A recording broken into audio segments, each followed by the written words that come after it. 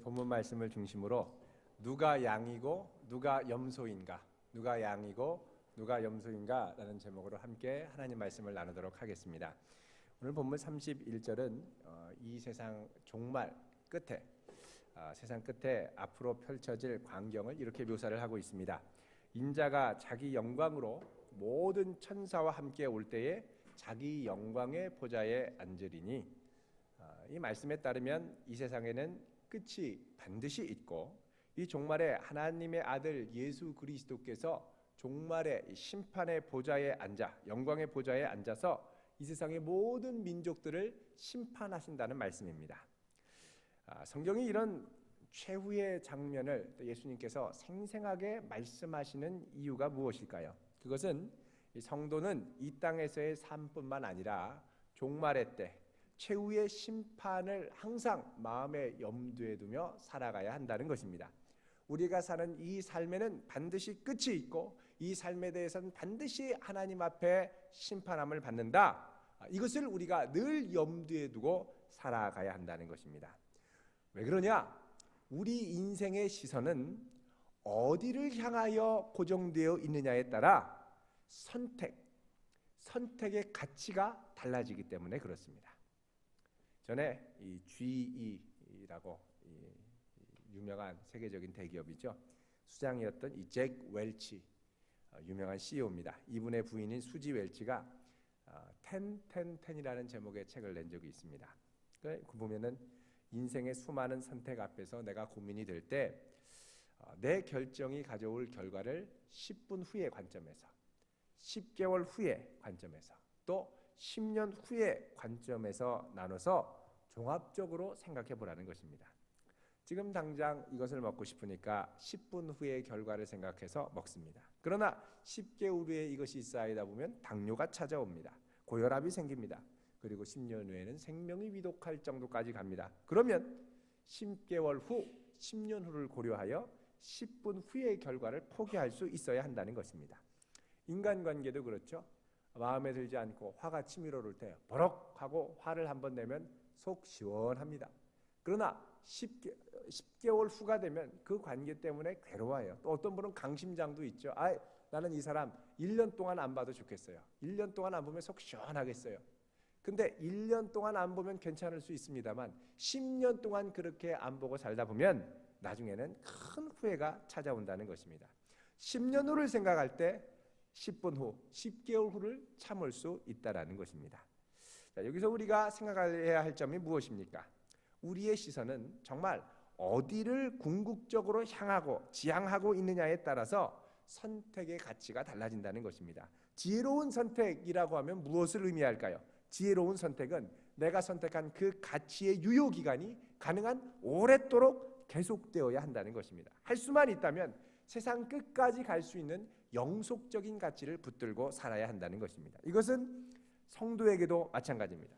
세상에서 두 발을 디디며 살아가지만 10분 앞이 급하고 또 10개월 앞이 급하다 하더라도 우리의 시선은 10년을 뛰어넘어 우리의 전 생애를 넘어 이 생의 종말과 영원까지를 보며 갈 수 있어야 한다는 것입니다. 그럴 때 우리가 매일매일 살아가며 영적 전쟁을 수행하는 이 땅의 삶 가운데 지혜로운 선택, 후회 없는 선택을 할 수 있다는 것입니다. 적어도 우리가 이 땅에서의 삶뿐만 아니라 하나님의 심판대 앞에 서는 것까지를 늘 염두에 두어야 한다는 것입니다. 우리의 시선이 장기적이지 않고 눈앞에 있는 것만을 향하게 되면 신앙생활이라는 것은 우리의 삶을 위한 하나의 액세서리가 되기 쉽습니다. 상황이 어려우면 그만두고 할만하면 다시 시작하고 타협하게 된다는 것이죠. 그때 달라지는 액세서리가 되기 쉽다는 것입니다. 우리가 하나님의 말씀을 놓칠 때 찾아오는 것이 있습니다. 바로 혼돈과 공허와 쾌락과 세상의 정욕들입니다. 이러면 안 된다고 생각하지만 현실 가운데 엄습하는 이 세상 풍조의 세력을 떨쳐내기가 참 쉽지 않습니다. 그래서 한번 하나님의 말씀을 놓고 신앙생활을 놓치면 이것을 회복하는 게 참 쉽지 않을 때가 많습니다. 우리의 시선이 이 땅을 뛰어넘는 영속적인 가치에 고정이 되어 있으면 우리는 영속적인 가치를 중심으로 삶을 재편해야 됩니다. 우리가 살아가는 삶은 누구에게나 마찬가지입니다. 가장 중요하게 생각하는 가치로부터 우리의 삶의 우선순위를 재편하게 되어 있습니다.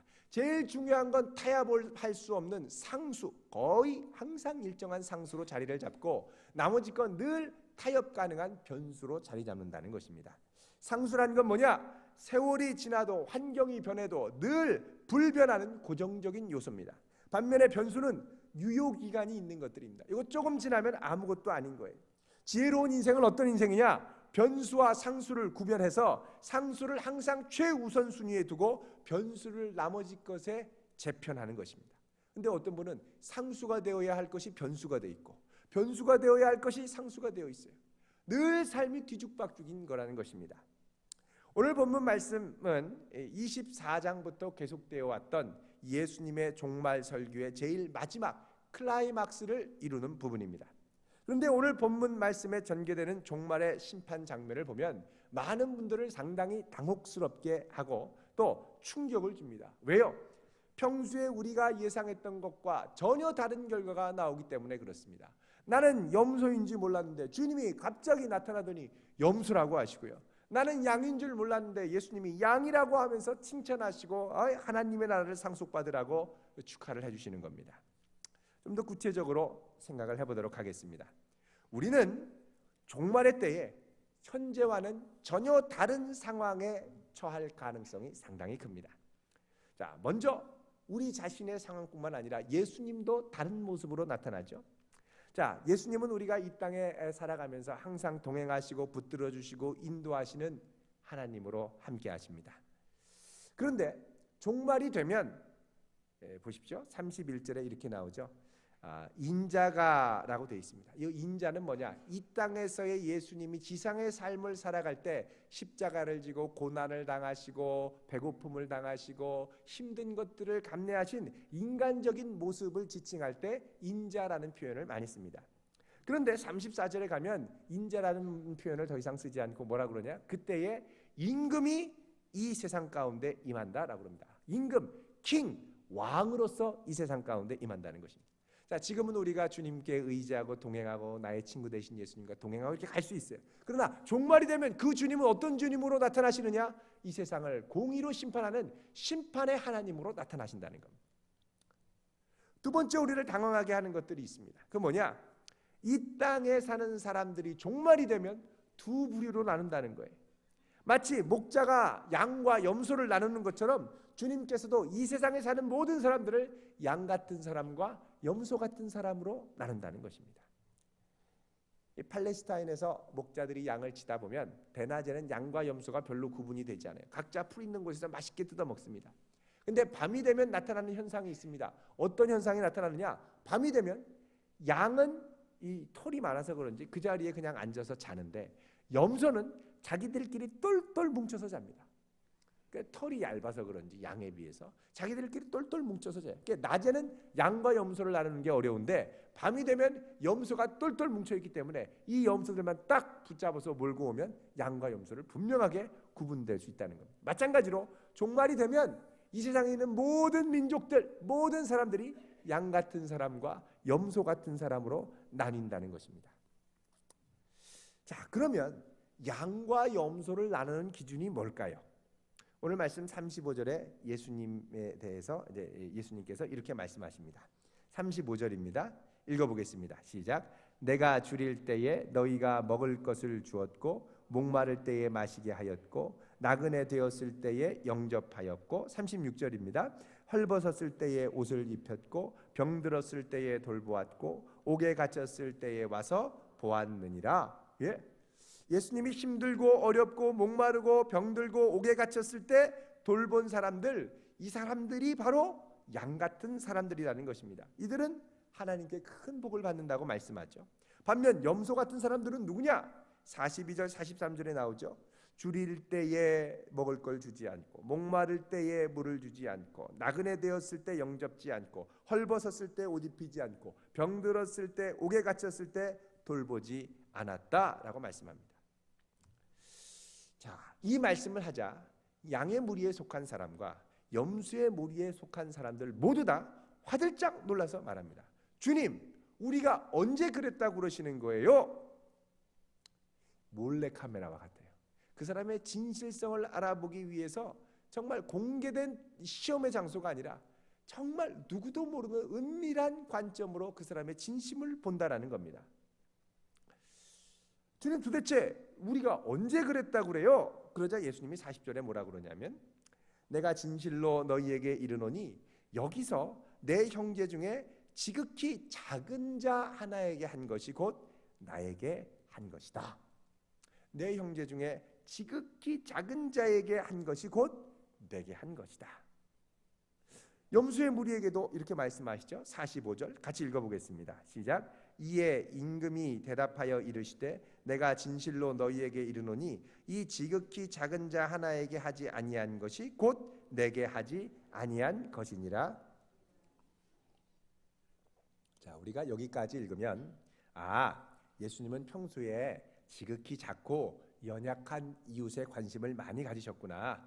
헐벗고 힘든 이웃에게 잘 해줘야지 라는 생각을 하기가 쉽습니다. 그러나 오늘 본문이 주변에 소외되고 연약한 사람들을 향한 관심에 대해서 강조한다고 이해를 하면 우리의 구원 이해는 상당히 왜곡이 되게 됩니다. 그러면 몰래 선행을 베풀고 착한 일을 하는 사람이 천국 가는 거 아니야? 라고 생각할 수 있다는 것입니다.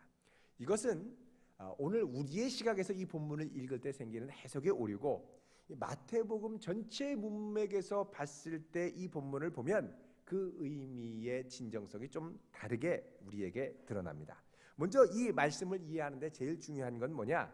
지극히 작은 자 하나가 누군가를 이해해야 한다는 것입니다.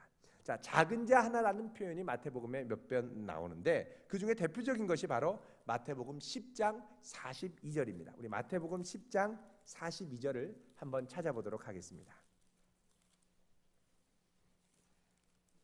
마태복음 10장 42절입니다.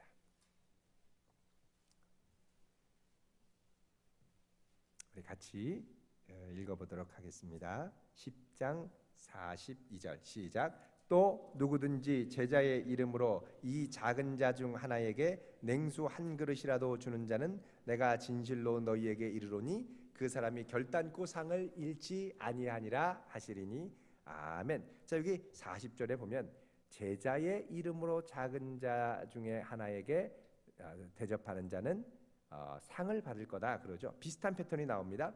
40절에 보면 너희를 영접하는 자는 나를 영접하고, 41절에 보면 선지자의 이름으로 선지자를 영접하면 선지자의 상을 받고, 의인의 이름으로 의인을 영접하면 의인의 상을 받고, 42절에 보면 제자의 이름으로 제자를 영접하면 제자의 상을 받을 것이다. 이런 표현이 되는 것입니다.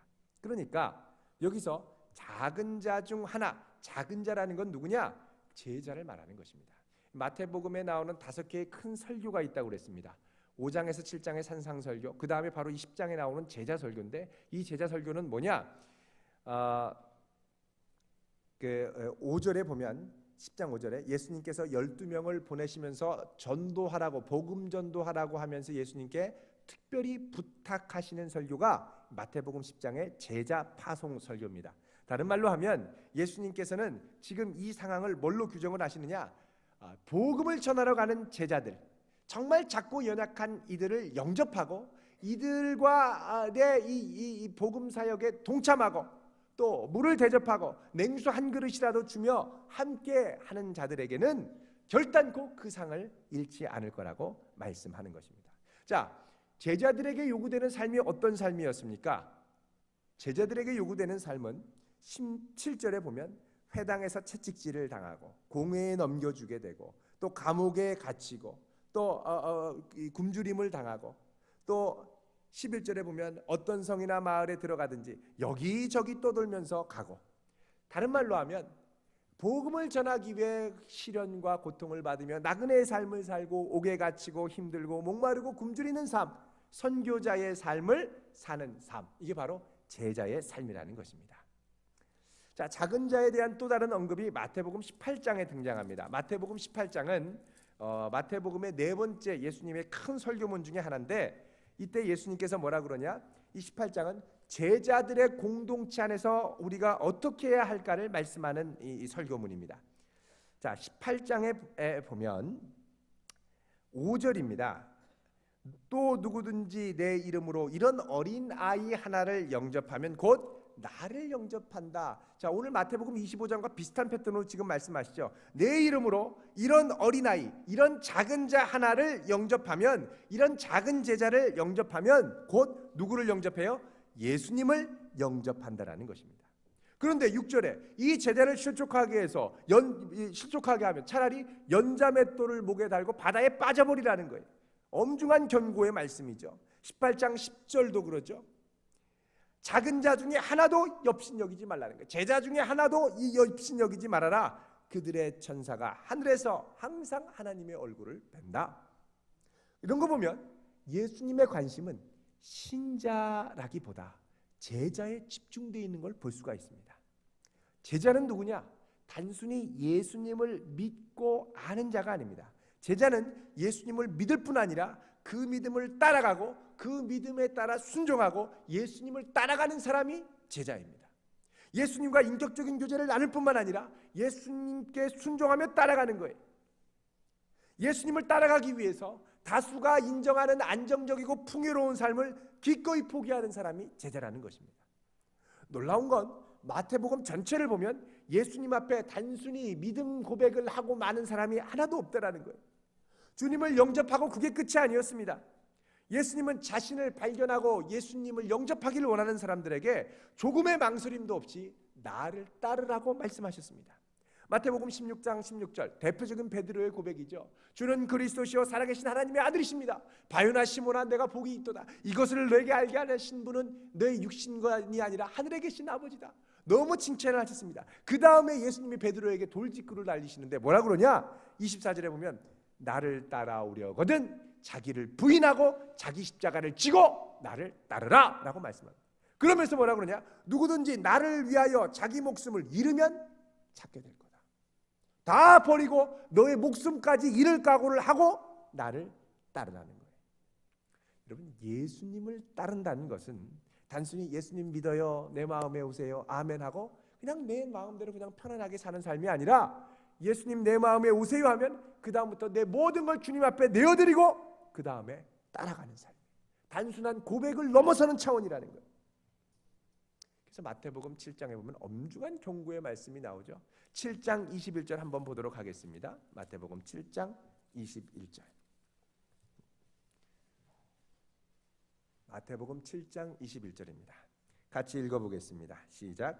나더러 주여 주여 하는 자마다 다 천국에 들어갈 것이 아니요 다만 하늘에 계신 내 아버지의 뜻대로 행하는 자라야 들어가리라.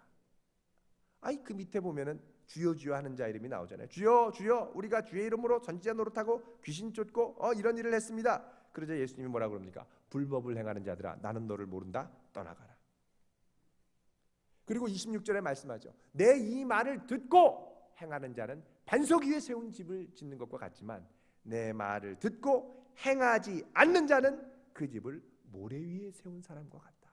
예수님의 가르침, 예수님의 말씀 위에 내 집을 세운다는 건 뭐냐? 그 말씀을 듣고 그 말씀 위에 행하고 순종한다. 다른 말로 하면 예수님을 따라간다라는 것입니다. 우리가 신앙생활하면서 받는 가장 큰 유혹이 뭡니까? 편안하고 안락한 신앙생활에 대한 유혹입니다. 모두들 선호하는 그저 상식적이고 교양이 있는 신앙생활을 하기를 원하지 누구도 불편을 감수하면서 좁은 길을 가려고 하지 않습니다. 직장생활도 예수 믿기 때문에 불편을 감수하는 것에 대해서 너무너무 힘들어합니다. 우리가 선택할 수 있는 신앙생활의 길은 두 가지 차원이 있습니다. 두 가지 선택이 있습니다. 하나는 넓은 길입니다. 모두가 선호하는 길입니다. 접근하기가 쉽습니다. 많이 찾습니다. 주변에 보면 다 그렇게 신앙생활합니다. 그러나 그 길은 제자의 길이 아닙니다. 제자의 길은 좁은 길입니다. 좁은 길, 좁은 문은 어떤 것입니까? 먼저 외로워요. 다른 사람들이 쉽게 찾지 않아요. 대세가 아니에요. 때로는 나 혼자만 불편하게 가야 하는 길입니다. 그래서 어떤 길이냐? 부담스러운 길이에요. 요즘 부담되면 싫잖아요. 예수님께서는 어떤 길 가라고 하셨습니까? 좁은 길 가라고 그러셨습니다. 넓은 문으로 가지 말라고 그랬어요. 이거는 결국 큰일 난다고 말씀하셨어요. 요즘 갈수록 넓은 길에 대한 유혹이 많습니다. 어떤 성도 한 분이 교회를 가려고 차를 기다리고 있었는데, 그러자 이분이 교회 다니는 걸 뻔히 아는 옆집에 사는, 옆에 있는 다른 교회 다니는 분이 아이 그러지 말고 우리 교회 같이 가자 그러시더라고요. 왜 나는 다니는 교회가 있는데? 그러자 하는 말이, 야 이왕 믿는 거 편하게 믿어야지. 그리고 가자는 거예요. 여러분, 교회 다니는 성도들끼리도 편하게 믿자고 타협하려고 합니다. 텔레비전은 3시간 4시간 틀어놔도 아낌없이 봐도 교회에 가서 예배드리는 그 몇십 분, 교회 가는데 소요되는 그 몇십 분, 예배드리는 그 1시간은 그토록 아깝고 불편하게 느껴집니다. 좋은 교회를 만나기 위해 고민하는 것은 필요합니다. 정말 기도해야 하며 찾아야 됩니다. 그러나 좋은 교회를 만났다면 그 다음부터 우리의 고민은 편안한 신앙생활을 적당히 하기 위한 고민이 아니라 어떻게 이제부터 내가 이 몸된 예수의 공동체와 함께 예수님을 제대로 따를 것인가 하는 고민이 시작되어야 하는 것입니다. 한번 생각해 봅시다. 나는 지금 정말 예수님을 따르고 있습니까? 아니면 예수님을 그저 믿기만 하고 있습니까? 알고만 있습니까? 우리의 믿음에 대해서도 생각할 필요가 있습니다.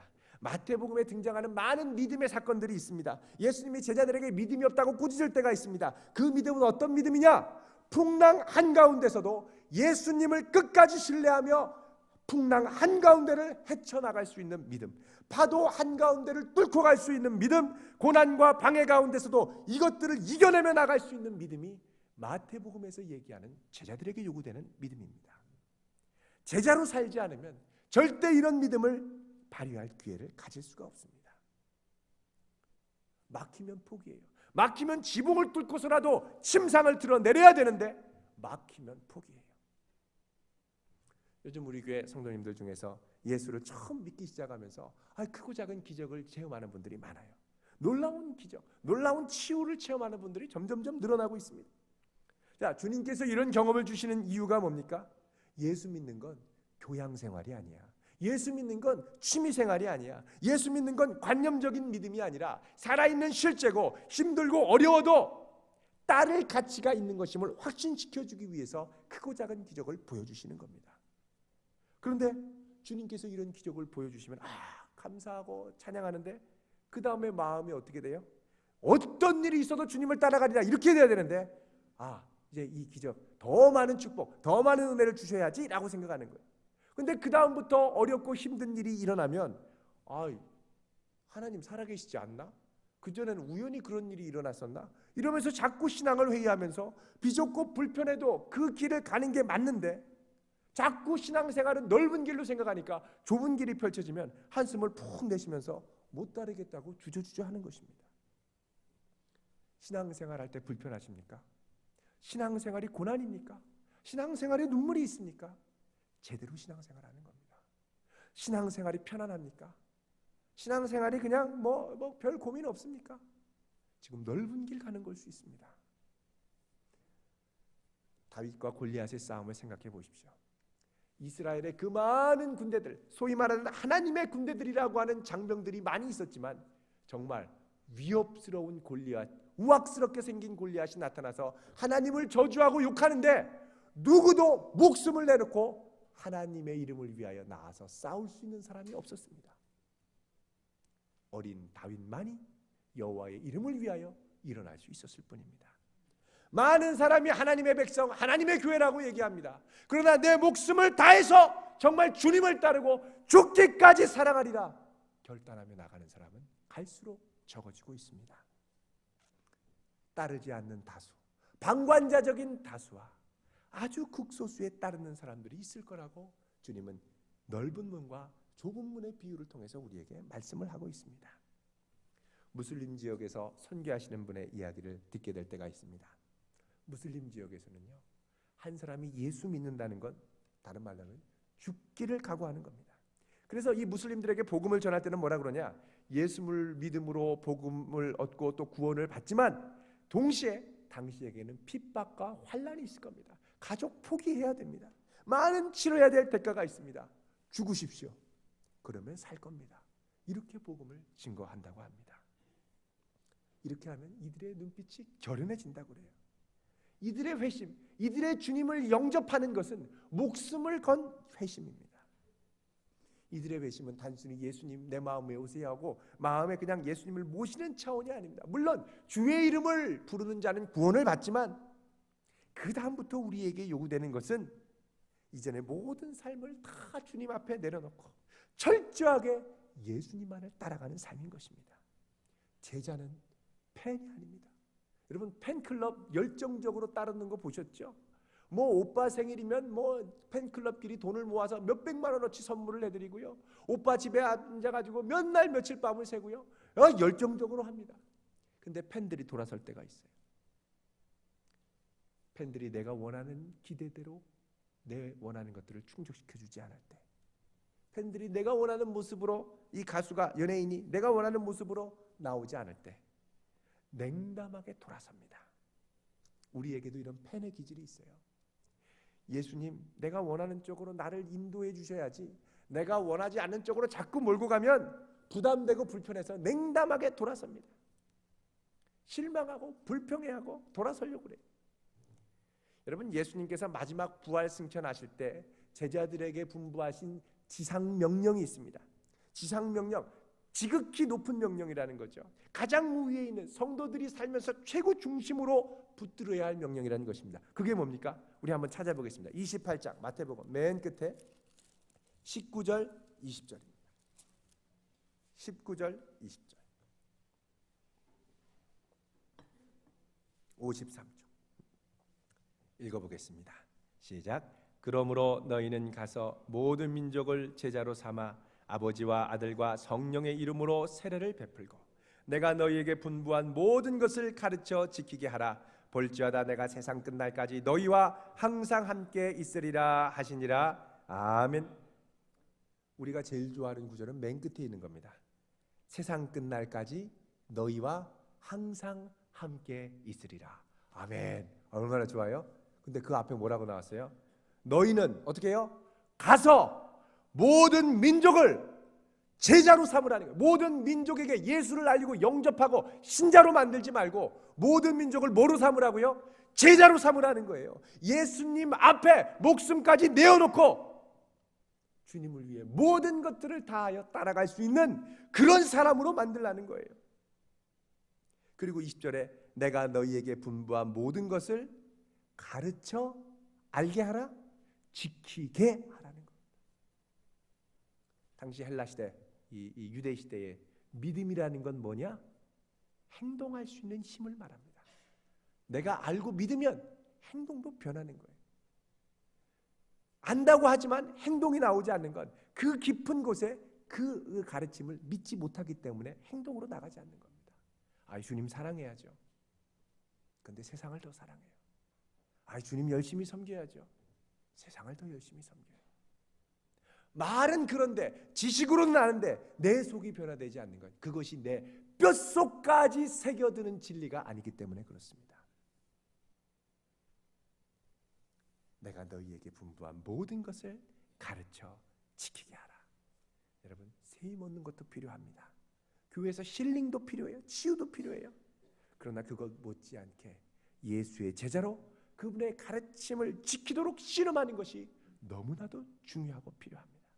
예수님은 결국 이 지상 명령의 말씀을 통해서 우리에게 최종적으로 원하시는 게 무엇인지를 말씀하십니다. 예수님이 원하셨던 건 제자였지 예수님이 원하셨던 건 신자가 아니었습니다.